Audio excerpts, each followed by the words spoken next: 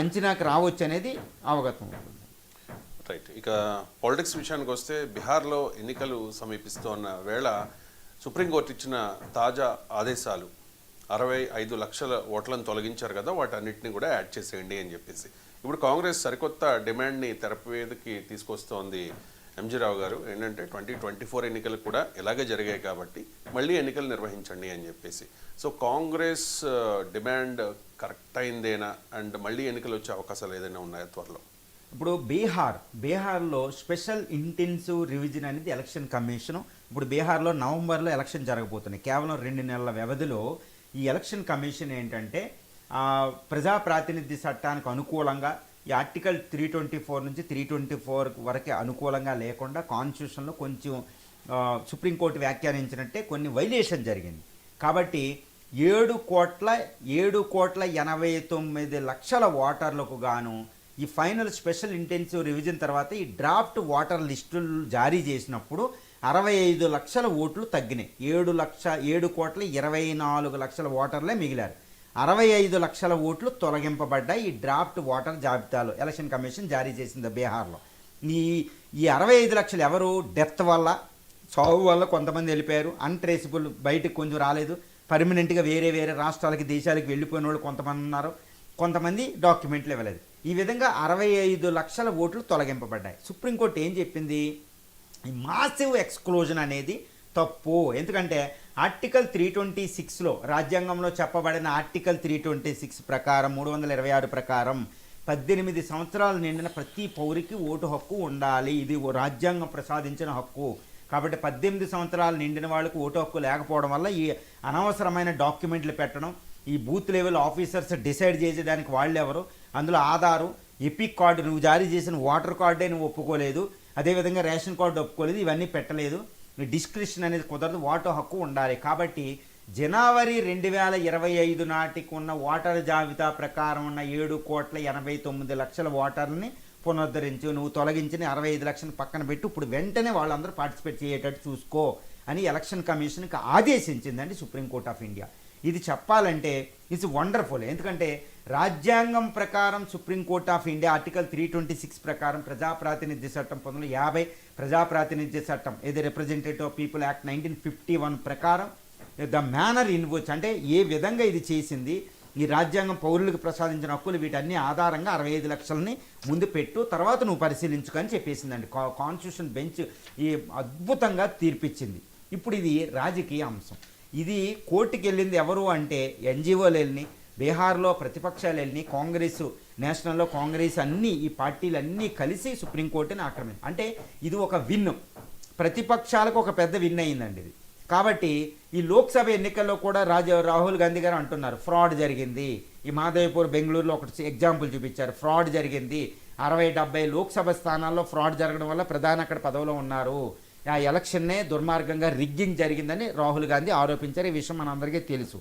నిన్నటికి నిన్న ఈ అనురాగ్ ఠాకూర్ గారు వైనాడ్, రాహుల్ గాంధీ పోటీ చేసిన ఈ రాయ్బరేలీ, వైనాడ్లోను ఇలా కొన్ని స్థానాల్లో దొంగ ఓట్లు వచ్చాయి, రిగ్గింగ్ జరిగిందన్నట్టు మాట్లాడారు. అంటే వెంటనే కాంగ్రెస్ ఏమంటుంది, సరే నువ్వు కొన్ని స్థానాల్లో కూడా రిగ్గింగ్ జరిగిందని బీజేపీ కూడా ఒప్పుకుంటుంది కాబట్టి దేశం అంతా ఇది జరిగి ఉంటుంది కాబట్టి 2024 లోక్సభ ఎన్నికల్ని క్యాన్సిల్ చేయండి, ఫ్రెష్గా ఎన్నికలు పెట్టండి అని నేను కాంగ్రెస్ మాట్లాడింది.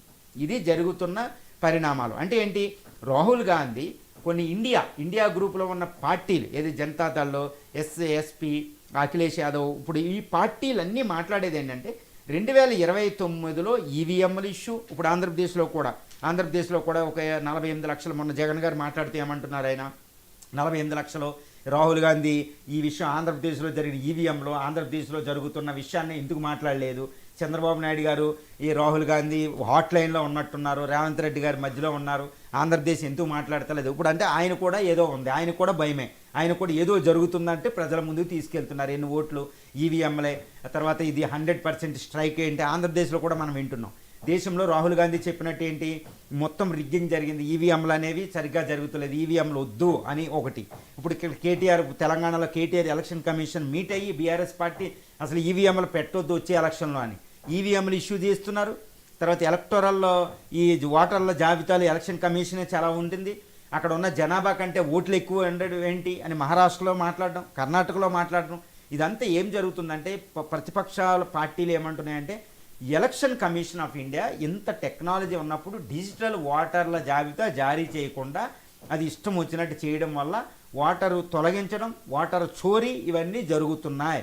కాబట్టి 2024 ఎలక్షన్ని క్యాన్సిల్ చేయండి, మళ్ళీ ఎలక్షన్ పెట్టండి అని వెళ్తున్నారు. కానీ రాహుల్ గాంధీ లక్ష్యం ఏముండొచ్చు అంటే ఇది 2024 ఎలక్షన్ క్యాన్సిల్ అయినా అవ్వకపోనా వచ్చే ఎలక్షన్ నాటికి ఈవీఎంలు ఇవన్నీ లేకుండా ఎలక్షన్ కమిషన్ ఇబ్బంది పెట్టాలి.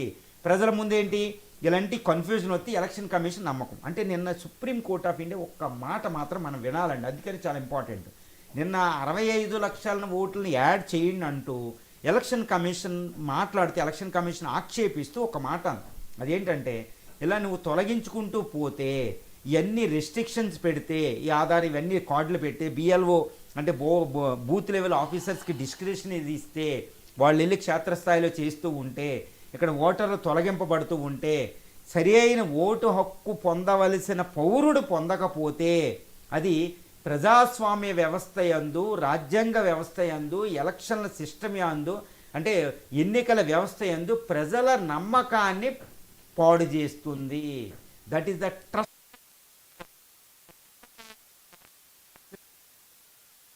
ఎలక్షన్ కమిషన్ రాజ్యాంగ నీది.